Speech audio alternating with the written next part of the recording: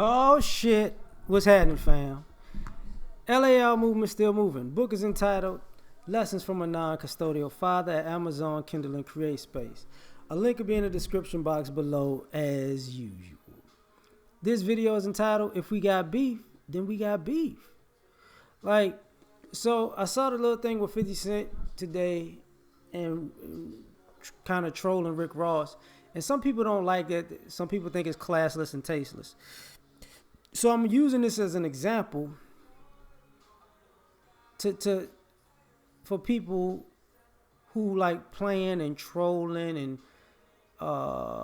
throwing shade and being passive aggressive and spilling the tea, gossiping and backbiting, talking behind people's back, and a lot of this culture of, you know, subliminal shots and all that other stuff, right? Listen, and this is not nothing towards 50 Cent or Rick Ross. They just I'm using them as a proxy. I'm in agreement with the 50 Cent mindset. See, because I remember their beef really started when Rick Ross went at him for no reason out of the blue. So if somebody got beef with you out of the blue, you didn't know, and they go at you, ain't no rules, because you didn't even know they were doing things like. So whatever happens from that point on happens, you know. If you at war, you at war. War is an ugly, war is a messy. You're not gonna, you know, if a person gets sick and dies, you're not gonna cry. You know, a lot of times, I gotta say the things I'm about to say is because a lot of times nowadays people like playing. People like, you know, talking beef, tweeting beef, antagonizing people. And then all of a sudden, when that person come for you, now you the victim. Now, Rick Ross is in the hospital, right? So he's not speaking for himself right now. So you got to leave him out of that. But you can't say that, you know, that's disrespectful and classless. If it's beef, it's beef. It's supposed to be disrespectful and classless. Like, I don't understand some of you people with this mindset where you can start problems with people.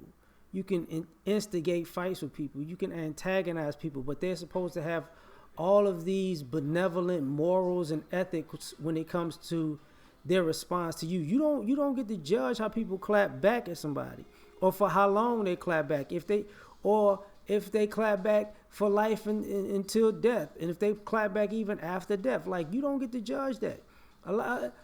You can't be so insensitive when you out here throwing shade at people, when you out here trolling people. And then you want those same people to be sensitive to you and in your life and your situation. Like, sometimes I don't understand the logic, because, you know, just because you feel like you can spin and manipulate public opinion, because in my opinion, there are more people who are of a troll mindset than people who are of a real mindset.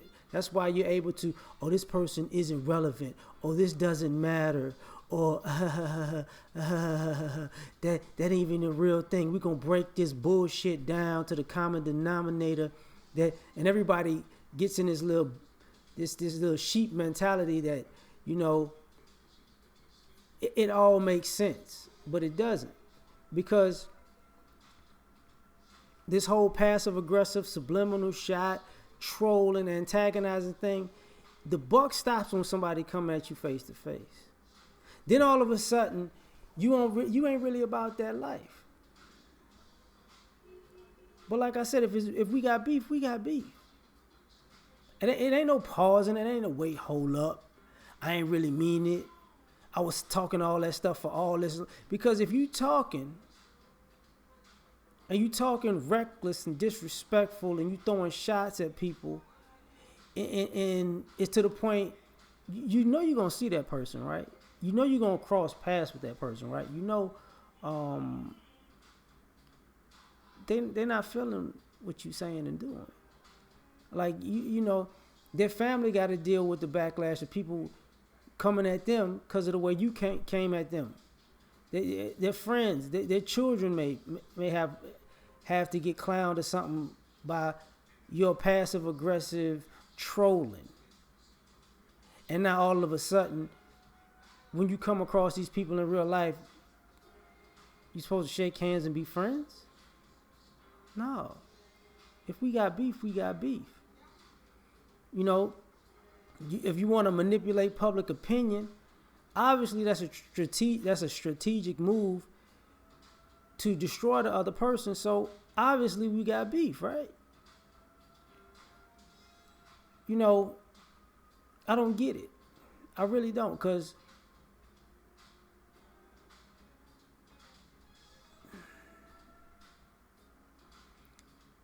it's like you don't have, like, if you troll somebody, you went out of your way.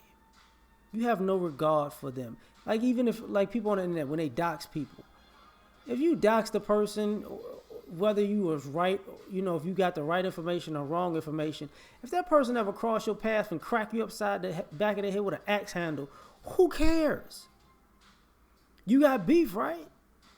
Because you went out of your way to look up all their info and try to put them on blast, obviously because you hate them.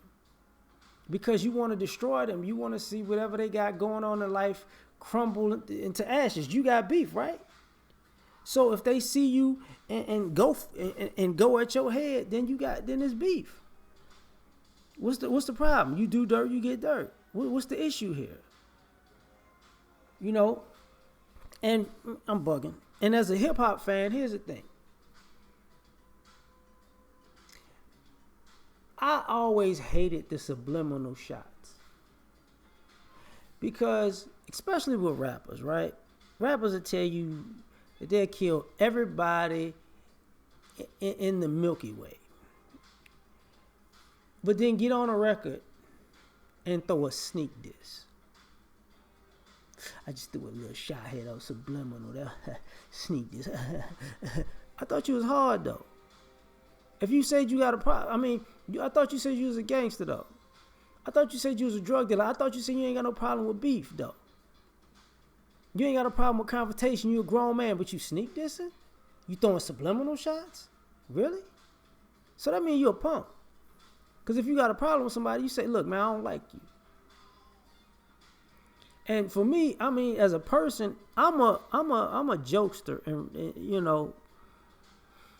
So I say a lot of crazy stuff in real life, like, but people know that I'm joking, and I make it a point if I meet somebody new to let them know I'm clowning, so they don't take anything I say personally, and if they clown me, I'm gonna crack up. Because it's going to be funny to me because I'm clowning. So